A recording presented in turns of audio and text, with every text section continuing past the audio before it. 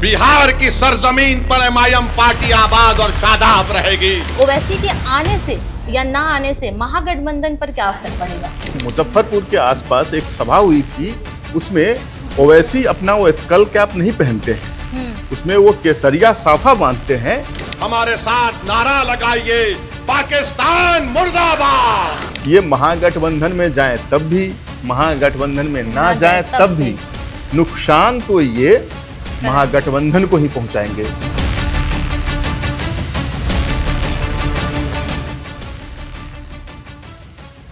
नमस्कार, आप देख रहे हैं वन इंडिया हिंदी और मैं हूं आपके साथ पूजा। बिहार में चुनावी दंगल की बिगुल बज चुकी है और इसके साथ ही वहां पर तमाम राजनीतिक पार्टियां अपना दंगल शुरू भी कर चुकी हैं। बिहार के चुनावी रण में इस बार सिर्फ एनडीए बनाम महागठबंधन ही नहीं है, बल्कि इस बार एक तीसरी पार्टी ने भी दस्तक दी है, जिसका नाम है AIMIM, यानी असदुद्दीन ओवैसी की पार्टी। अब सबसे बड़ा सवाल ये है कि क्या ओवैसी बिहार के राजनीतिक समीकरण में कोई खेला करेंगे या फिर उनका एक अपना गेम चलेगा? और इसी पर बातचीत करने के लिए हमारे साथ मौजूद हैं हमारे न्यूज रूम में केशव करण जी, और आज हम इनसे जानेंगे बिहार के राजनीतिक समीकरण का कि कैसे ओवैसी सीमांचल के साथ साथ पूरे बिहार के राजनीतिक दंभ में अपना एक नया रोल प्ले करेंगे। तो सबसे पहले स्वागत है सर आपका हमारे शो पे। थैंक यू पूजा। तो सर, सबसे बड़ी तो सवाल यही है ना कि ओवैसी इस बार, मतलब जिस तरीके से हम ओवैसी को जानते थे कि हैदराबाद में ही उनका अपना गढ़ है, लेकिन जिस तरीके से उन्होंने बिहार में एक अपनी एंट्री मारी है, तो आपको क्या लगता है कितना फ़र्क पड़ेगा बिहार की सियासत पे? हाँ, ओवैसी हैदराबाद की पड़ीरी से दरअसल काफ़ी पहले निकल चुके हैं। ऐसा नहीं है कि हैदराबाद में उनकी मौजूदगी नहीं है। हैदराबाद में, तेलंगाना की पॉलिटिक्स में उनकी दमदार मौजूदगी है, लेकिन बिहार से पहले वो महाराष्ट्र का चुनाव लड़ते हैं, वहाँ जीतते हैं। बिहार में लड़ते हैं, जीतते हैं। पश्चिम बंगाल में भी लड़ते हैं, हालांकि वहाँ पर उनको सफलता नहीं मिलती है। अब आप जिस खत की बात कर रहे हैं, ओवैसी में और महागठबंधन में खतों की दावत चल रही है, पत्राचार का जो सिलसिला शुरू हुआ है, तो हम इसको 5 साल पहले ले जाना चाहेंगे कि आखिर क्या हुआ था बिहार में, कैसे चीज़ें बदली थी। ओवैसी पिछली बार जब बिहार में लड़े थे, तब याद कीजिए उनका गठबंधन किनसे था। ओवैसी का गठबंधन पिछली बार बिहार में बहुजन समाज पार्टी, जो मायावती की पार्टी है, उनसे, और उपेंद्र कुशवाहा जो राष्ट्रीय लोक समता पार्टी के नाम से तब पार्टी चलाते थे, उनसे था। उपेंद्र कुशवाहा की पार्टी को एक भी सीट नहीं मिलती है 2020 के चुनाव में। मायावती की पार्टी को केवल 1 सीट मिलती है और ओवैसी की पार्टी को 5 सीटें मिलती है, और ये पांचों के 5 सीटें जो मिलती है बिहार के सीमांचल इलाके से मिलती है। अब आपको समझना पड़ेगा कि वहाँ की डेमोग्राफी क्या है, और ओवैसी अगर गठबंधन में आते हैं तो, और गठबंधन में नहीं है तो किस तरह से इस चुनाव को प्रभावित कर सकते हैं, यह देखना तो काफ़ी दिलचस्प होगा। यह जब चुनाव लड़ा जाएगा तब पता चलेगा। जो वहाँ भी तो 64 बिछने शुरू हुए हैं, लेकिन इतना तय है कि ओवैसी अब एक ऐसे प्लेयर हैं जिसको आप इग्नोर नहीं कर सकते हैं। वह अब खेल में हैं। गठबंधन में, महागठबंधन में रहकर लड़े, महागठबंधन से बाहर लड़े, बिहार की चुनावी राजनीति को ओवैसी अब प्रभावित जरूर करेंगे। और पूजा, एक बात और, ज़्यादा दिन पीछे जाने की ज़रूरत नहीं है, बस 1 महीने पीछे चलिए। आप याद कीजिए, मुजफ्फरपुर के आसपास एक सभा हुई थी, उसमें ओवैसी अपना वो स्कल कैप नहीं पहनते हैं, उसमें वो केसरिया साफा बांधते हैं, और वहाँ पर भारत जिंदाबाद, पाकिस्तान मुर्दाबाद के नारे वो लगाते हैं। तो एक नई लाइन क्रिएट कर रहे हैं ओवैसी अपने लिए, पॉलिटिक्स में MIM के लिए, अपने लिए, राष्ट्रीय फलक पर वो एक नई रेखा खींच रहे हैं। इस बात से आप इनकार नहीं कर सकती हैं। ओवैसी की मौजूदगी इस चुनाव में जरूर महसूस होगी। सर, एक सबसे महत्वपूर्ण सवाल यहाँ पर ये हो जाता है कि जब ओवैसी, आपने अभी जिक्र किया कि वो केसरिया साफा बांधते हैं, पर जो महागठबंधन RJD या कांग्रेस की जो सबसे बड़ी चिंता है वो यही है कि ओवैसी की जो एक छवि बनी हुई है, उससे उनको डर है। जिस तरीके से उन्होंने ऑपरेशन सिंदूर की तारीफ़ की, फिर वो जो पूरा ऑपरेशन सिंदूर के बाद जो दल विदेशों में गया, वहाँ पे गए और वो खुल के एक तरह से मोदी सरकार की तारीफ़ किए, तो कांग्रेस और RJD के लिए डर है कि उनकी ये छवि हमारे लिए नुकसानदायक होगी इलेक्शन में। इस पर आपको क्या लगता है कि ये एक सिर्फ राजनीतिक खेल है या वाकई वो महागठबंधन के साथ आना चाह रहे हैं? जी, इसको इस तरह समझिए कि ओवैसी केसरिया साफा बांध रहे हैं, हिंदुस्तान जिंदाबाद, भारत जिंदाबाद कह रहे हैं, या भारत के पक्ष में जो बातें बोल रहे हैं, वह ओवैसी की पॉलिटिकल मजबूरी भी हो सकती है। मैं इसको इलेक्टोरल मजबूरी नहीं कहता हूं, यह चुनावी मजबूरी नहीं है।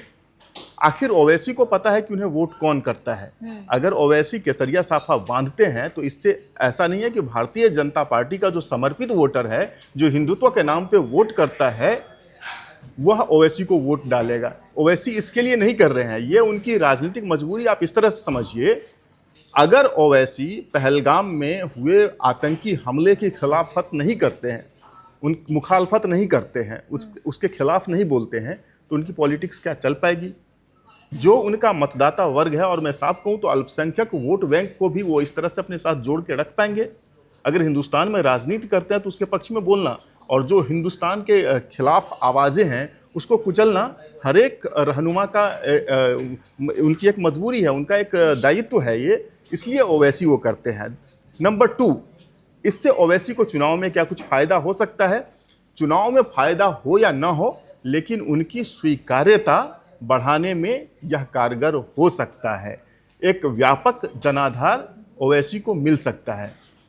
सर, एक जो आपने कहा कि बिहार में एक व्यापक जनाधार मिल सकता है, लेकिन अगर हम देखते हैं ओवैसी के जो चुनावी फैक्टर हैं, उनका जो एक बड़ा तबका वोट बैंक कह सकते हैं, जो ओवैसी का वोट बैंक है, वो सीमांचल के क्षेत्र में है।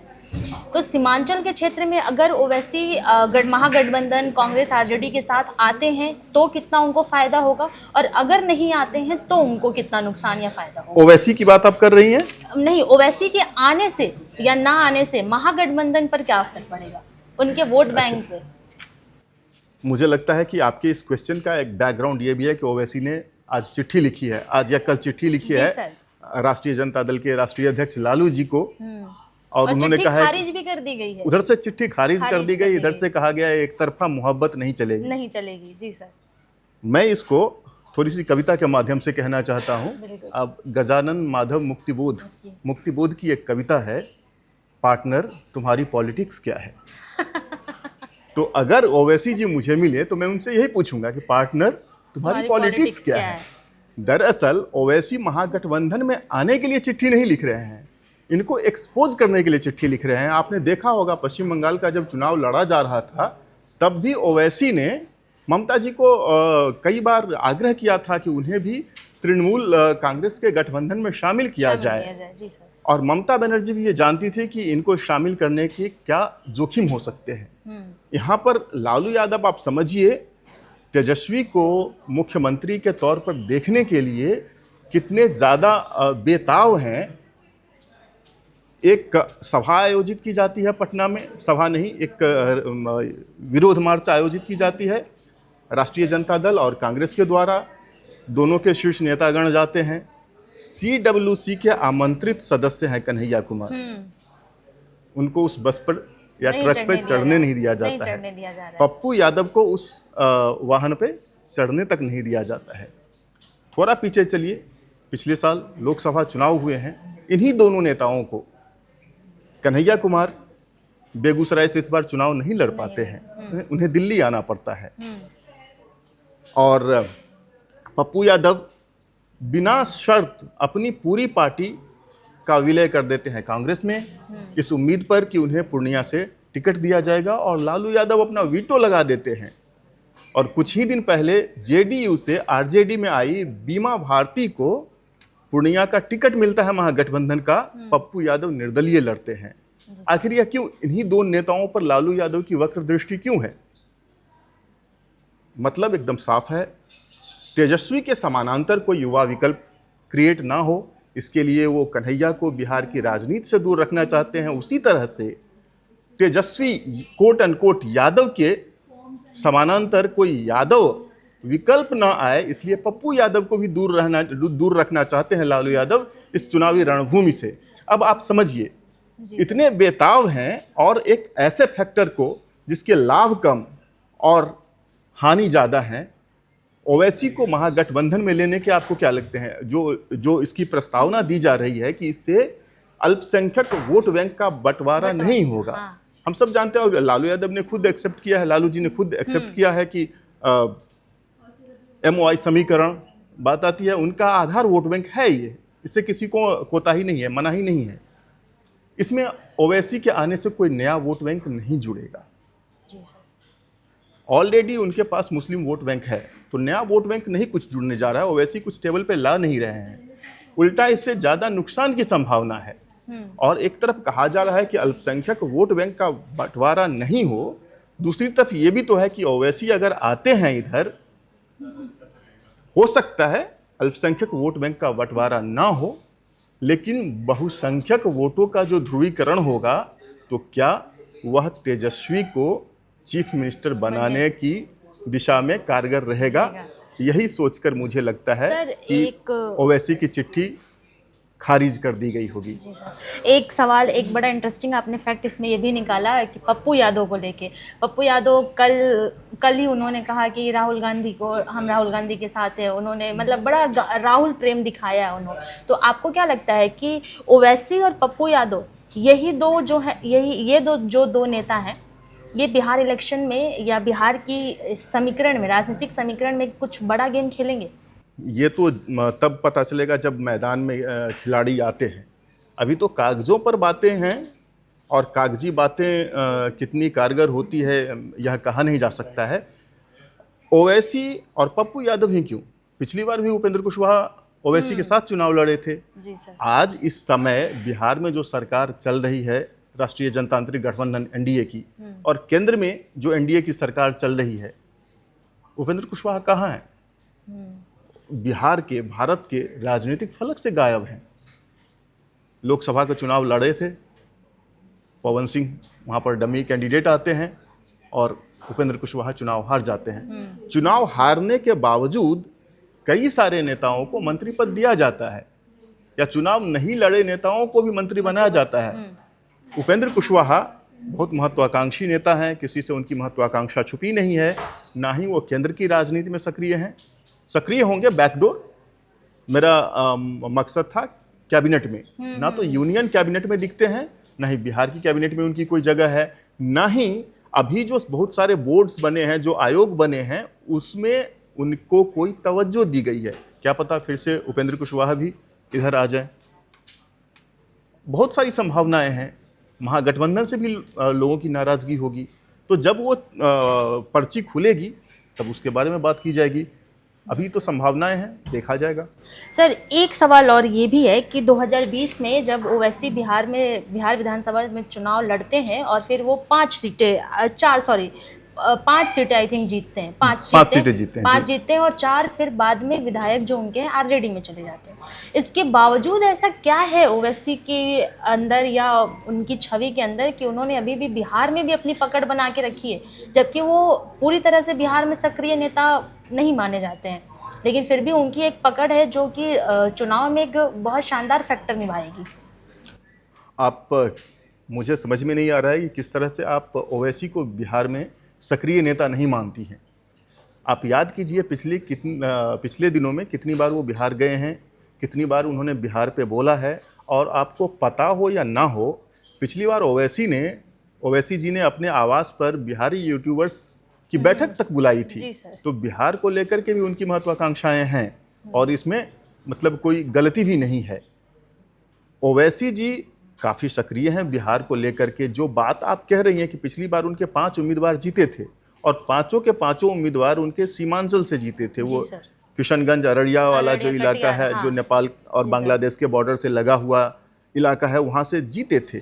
और उनमें से 4 चले गए थे राजद के साथ, RJD के साथ, और एक अभी भी उनके हैं। सवाल है ओवैसी की डिमांड क्या है? जी सर। आप ये देखिए कि ओवैसी वोट नहीं मांगते हैं। ओवैसी की जहाँ सभा होती है, वो कहती है कि वहाँ पर वो कहते हैं कि मुस्लिम वोट बैंक बनकर कब तक रहेगा, कब तक ये दूसरों को वोट देता रहेगा। वो कहते हैं कि हमें नेतृत्व चाहिए, जो यहाँ पर जो अल्पसंख्यक हैं उनको नेतृत्व चाहिए, अक़लियत को रहनुमाई चाहिए, लीडरशिप चाहिए, वोट नहीं चाहिए। और ऑब्वियसली जब ओवैसी ये कहते हैं तो वहाँ पर जो उम्मीदवार होंगे वो कौन होंगे? वहाँ के लोकल उम्मीदवार ही होंगे। ओवैसी फैक्टर एक है। अल्पसंख्यकों में उनकी एक अपील है, इससे इनकार नहीं कर सकते हैं। आप देखिए दिल्ली का चुनाव हुआ था, हालांकि वहां पर इनके दोनों कैंडिडेट हार गए, लेकिन एक तो काफी टक्कर दे रहे थे, मतलब मतगणना में कई राउंड तक वो आगे रहे हैं और लगभग उन्होंने कांग्रेस उम्मीदवार और आम आदमी पार्टी के जो उम्मीदवार थे आखिरकार जिन्होंने जीत दर्ज की उनको छकाए रखा था। तो ओवैसी की अपील है मुस्लिमों में, अल्पसंख्यकों में, इससे इनकार नहीं किया जा सकता है। उसके साथ वहाँ के जो लोकल उम्मीदवार रहेंगे तो वो लोकल फैक्टर भी रहेगा, इट कैन बी फ्रूटफुल। तो सीमांचल में मतलब एक जो मेन चीज़ है कि सीमांचल में जो ओवैसी का फैक्टर होगा वो इंडिया और एनडीए दोनों गठबंधन के लिए नुकसानदेह साबित हो सकता है अगर वहाँ पे ओवैसी सक्रिय हो गए तो। मैं हालांकि ए टीम बी टीम सी टीम में बिलीव नहीं करता हूँ, लेकिन देयर इज़ अ रीज़न क्यों कहा जाता है कि ओवैसी बी टीम है। ये महागठबंधन में जाए तब भी, महागठबंधन में ना जाए तब भी नुकसान तो ये महागठबंधन को ही पहुंचाएंगे। इनके बिहार चुनाव में लड़ने से जिनकी पौबारह हो सकती है मेरे ख्याल से वह एनडीए होगा। अगर ये महागठबंधन में जाते हैं तो जो बहुसंख्यक वर्ग हैं उनके मतों का रिवर्स पोलराइजेशन होगा, वो सारे वोट दूसरी तरफ आएंगे। अगर नहीं जाते हैं तो अल्पसंख्यक वोटों का बंटवारा होगा, तो थोड़े वोट इधर थोड़े वोट इधर, तो वो कहते हैं ना बीच दो बिल्लियों की लड़ाई में जो बंदर की जीत हो जाती है, तो वही हो जाएगा। उस बीच से सीटें कोई और निकाल ले जा सकता है। अब यह और कौन होगा यह कहना बड़ा मुश्किल है। हो सकता है यह तीसरा एनडीए हो सकता है कोई निर्दलीय उम्मीदवार हो, लेकिन इतना तय है कि बिहार में अगर ओवैसी चुनाव लड़ते हैं तो चुनौती वो किसी भी तरह से गठबंधन के अंदर या गठबंधन के बाहर वो महागठबंधन को ही देंगे। बिहार चुनाव की बातें हम कर रहे थे, हमारे साथ केशव करन जी मौजूद थे और उन्होंने बहुत अच्छे तरीके से एक्सप्लेन किया कि कैसे ओवैसी बिहार की राजनीति में एक अहम भूमिका निभाएंगे, चाहे वो सीमांचल का हो या फिर एनडीए इंडिया गठबंधन, वो जिस भी पलड़े में जाएंगे पलड़ा उनका भारी रहेगा। ये वन इंडिया हिंदी का एक शो है जो हम डेली शाम को प्रसारित करेंगे और आप भी जो देख रहे थे इसमें हम हर पहलू पे, बिहार के हर पहलू पे बात करेंगे। तो अगर आपको हमारी ये बातचीत अच्छी लगी हो तो कमेंट बॉक्स में हमें बताएं कि अगली कड़ी, अगला एपिसोड आप हमें बिहार के किस मुद्दे पर सुनना चाहेंगे, क्योंकि ये बिहार की बात है साहब, बिहार की बातें इतनी जल्द खत्म नहीं होती है। फिर मिलेंगे एक नए मुद्दे, एक नए कहानी और एक नए किरदार के साथ। तब तक बने रहिए हमारे साथ। Subscribe to One India and never miss an update.